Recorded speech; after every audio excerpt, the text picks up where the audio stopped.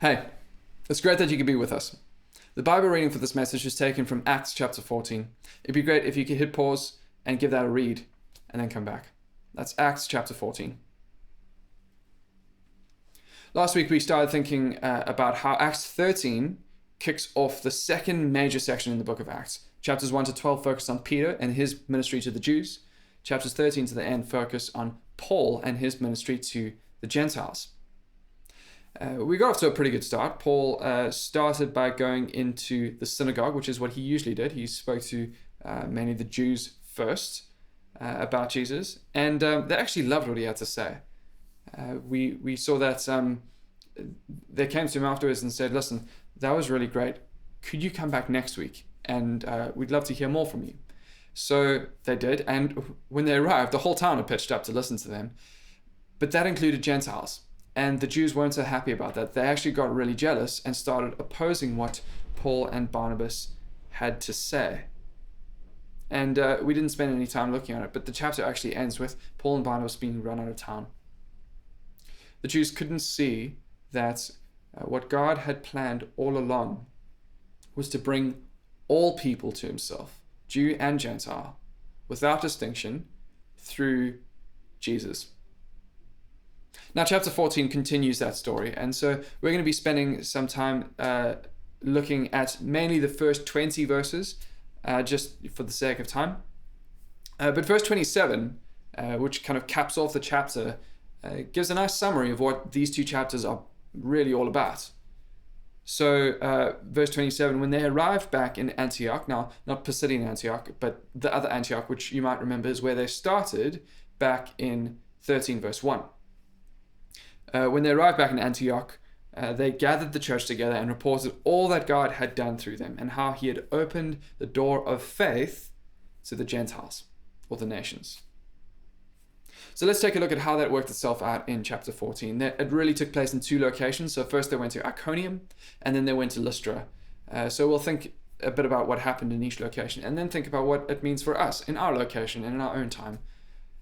So first, in Iconium, verses 1 to 7, Paul and Barnabas arrived in Iconium and made straight for the synagogue. Again, Paul's usual strategy, where they began telling people about Jesus. Presumably much the same thing that they said the previous week in the synagogue in Pisidian Antioch.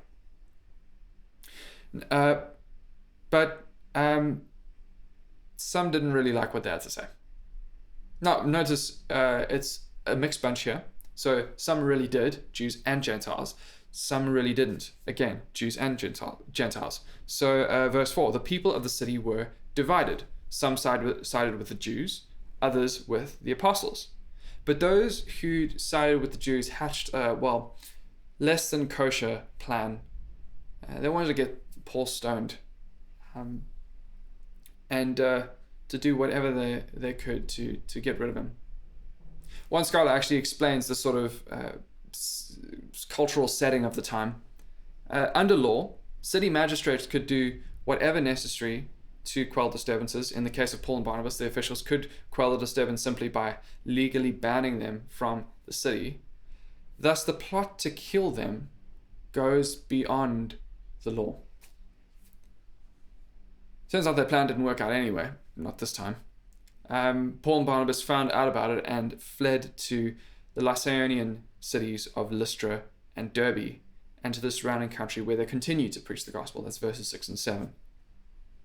Now the point seems pretty straightforward. Paul and Barnabas go to Iconium, they preach the gospel, they receive very mixed responses, and in the end they're forced out by persecution.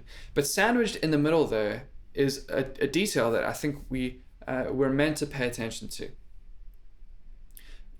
So look at verse 3. Paul and Barnabas spent considerable time there speaking boldly for the Lord, who confirmed the message of his grace by enabling them to do signs and wonders.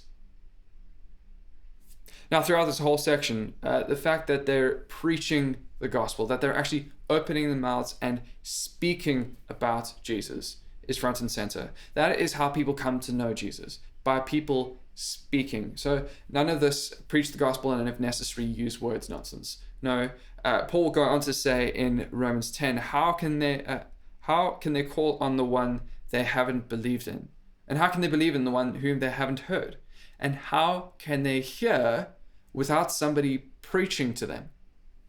Speaking the gospel is imperative, but it is also significant that God confirmed the message of his grace by enabling them to perform signs and wonders. Now, it's entirely possible to get carried away with talk of signs and wonders, and I think some Christians probably do go too far in the way that they emphasize and expect it to be the norm for the Christian life today. But for most people I speak to, the other extreme is actually the bigger issue. The assumption is that, they just skip right past it. Or if they don't, then they heap on a whole lot of qualifiers of, well, yeah, but don't expect that today. Now, to be sure, this is a question that Christians are divided over. People reading the same Bible come to different answers about that. And before being too critical of people on the other side of the fence, maybe it would be worth giving last week's sermon another listen and thinking a little bit more about tribalism. But whatever you think about the place of miraculous spiritual gifts and their place in the life of the church today, I think the point here in Acts 14 is the same. Signs and wonders authenticate the gospel that is preached. But how do they do that? Well, I don't think it's as simple as, well, look what I can do, and since I can do that, you better believe what I also have to say. The fact that they're able to do signs and wonders, and it's important that they're called signs and wonders, not miracles or something more generic, puts them in line with a bunch of people. The other apostles, for instance, back in Acts 4 verse 30, the disciples pray for boldness, that God would stretch out his hand to heal and perform signs and wonders through the name of his holy servant Jesus. And it puts Paul and Barnabas in line with Jesus himself. So Acts 2 verse 22, we read that Peter, in preaching his sermon, says, fellow Israelites, listen to this. Jesus of Nazareth was a man accredited by God to you by miracles, wonders, and signs, which God did among you through him, as you yourselves know. And it puts Paul and Barnabas in line with the Old Testament. So Exodus 7 verse 3, God says he will perform signs and wonders and bring his people out of Egypt. Now, we aren't told what that looked like in Iconium, but we are told how that looked in Lystra. So we're going to cut across to Lystra and see what happened there.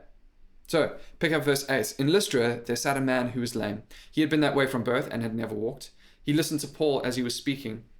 Paul looked directly at him and saw that he had faith to be healed and called out, "Stand up on your feet." And at that, the man jumped up and began to walk. When people saw this, they were amazed, so amazed, in fact, that they mistook Paul and Barnabas for gods. The gods have come down to us in human form. Barnabas they called Zeus, and Paul they called Hermes because he was the chief speaker. The priests of Zeus then pitched up and they wanted to offer sacrifices to them. Now, this, of course, wasn't the reaction that they were going for. And so when they saw this, they actually ran out and said, guys, stop. What are you doing? No. Friends, why are you doing this? We're only human like you, verse 15. And they're going to explain that the point of what they were saying is actually that they should get rid of their idols and turn to the one true God, not bow down and worship them. This time, though, they didn't get quite so lucky. The Jews from Antioch and Iconium came and won the crowds over, and they grabbed Paul and they stoned him. Now, that by itself is enough of a roller coaster, but when we look a little bit more closely, I think we see a few more links that with earlier parts of the book of Acts that I think cast this in a slightly different light. Back in Acts 3, Peter looked straight at a lame man that was sitting by a gate and told him to get up, and he jumped to his feet. The whole crowd around him was so amazed, that is, except the priests of Jerusalem. So they had him and John arrested and put on trial. And it's actually after they're released from that they pray that prayer that we looked at earlier in chapter 4, where they ask God to perform signs and wonders through them. The story that we just saw with Paul and Barnabas actually follows the same general shape. And in fact, a lot of the same language. You might want to go and read those stories back to back and see just how the same words are used to tell the different stories. Paul looked straight at the lame man who was sitting and listening to him and told him to get up, and he jumped to his feet. The whole crowd around him was amazed, that is, except the Jews, and convinced the whole crowd that actually this might have looked impressive, but this wasn't a good idea. These stories don't end quite the same. Peter and John don't end up getting stoned. Paul does. Paul getting stoned, though, might make us think of another part earlier in Acts of Stephen, who, after a sermon that he preached to the Sanhedrin, he actually did get dragged out and got stoned. The difference was that Stephen didn't make it out alive, which, in all fairness, is what usually happened when people got stoned. So what difference does it make reading these chapters or these stories together? Well, I think it makes the point that we were making last week, that the point that this whole section of Acts, I think, is making for us. In Acts 1, Jesus told his disciples that they were to be God's witnesses in Jerusalem, where they were at the time, in Judea, Samaria, and to the ends of the earth, from Jerusalem to the surrounding regions to everywhere. And all of this is framed in the context of Jesus as God's king, as the chosen king who's come to bring peace and order and rule. The story of God establishing his king over his people, and the story of God drawing all the nations to himself is the same story. Or, as we put it last week, in Christ, God is doing what he's always been doing, just in a much fuller way. So let's think about what this means for us. Well, there are a few things that I think we can take from this chapter. The first is to see that Jesus is king over all. Maybe you see that already. Maybe you've acknowledged that. Maybe you've bowed the knee to his lordship already. Maybe you haven't. If you have, we'll have more to think about what that looks like in just a minute. But if you haven't, at this point, can I just speak to you? Can I urgently ask you to reconsider? Can I urgently ask you to reconsider, to take another look at Jesus, to take a look at what kind of king Jesus is? He isn't one that just barks orders and tells us what we can't do. Nor is he the sort of king who just sits back and lets the world run its course. No, at just the right time, Jesus stepped into this world and died. He died to bring death and sin and everything that opposes him to its end. And he invites you and everyone to be a part of that kingdom, to find your joy with him. Friends, if you take an honest look at who Jesus really is, I'm convinced that what you'll see is that this is a king you'd want to serve. Now, if you're still on the fence, the second thing that I think we should notice from this passage might put you off at first. The second thing is that we can't expect following Jesus to be easy. Paul and Barnabas got run out of town by the end of chapter 13. They made a narrow escape in the first bit of chapter 14, and Paul didn't make an escape in the second bit. He survived being stoned, but I can't imagine it was the most fun he's ever had. In 2 Corinthians 12, he actually gives a list of all the things that have happened to him because he's been a follower and a proclaimer of the gospel of Jesus. As being stoned, being shipwrecked, being imprisoned, being beaten. And in the end, that's the cause of his death. He gets sentenced to death for preaching the gospel of Jesus Christ. We can't expect following Jesus to be an easy ride, but we can expect it to be worthwhile. Through it all, Paul was empowered by the grace of God to carry on, driven by a deep joy in God and a deep conviction that through Jesus, God is working out his plans and purposes. It's a joy and a conviction that you can have too. It's a joy and a conviction that while following Jesus might not be easy, that greater joy is to be found in Christ than anything that this world can offer.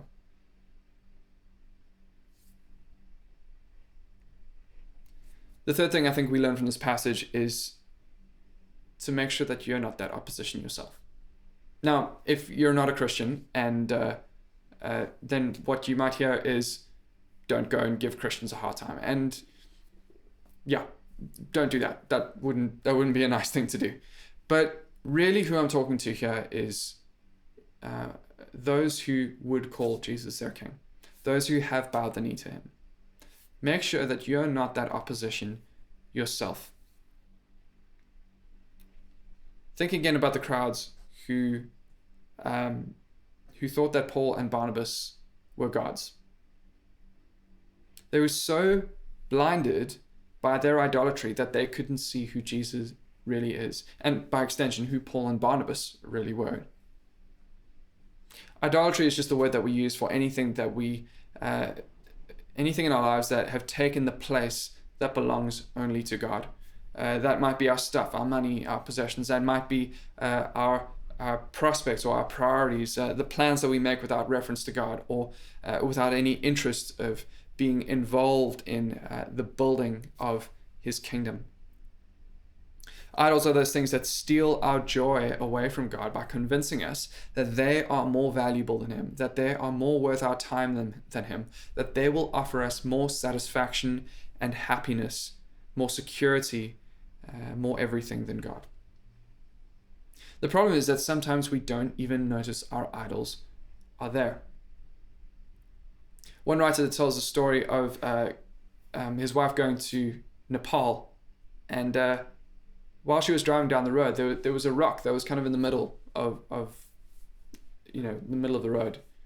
Well, not in the middle of the road. Actually, they'd paved around it because although this rock wasn't all that big, they didn't want to move it. They'd rather just pave around. And as a Westerner coming in, she thought, wow, that's odd. Why didn't they just move the rock? And she saw it immediately. But the locals, they didn't bat an eyelid. First of all, because they were used to seeing this rock there. Second of all, because they saw this rock as sacred. So it's not just that they didn't feel like moving it, it's actually that they didn't feel they could move it. They felt constrained to leave it there. But having been there for so long, they'd stopped really noticing it. Just going around was part of a normal day. The same might be true of us.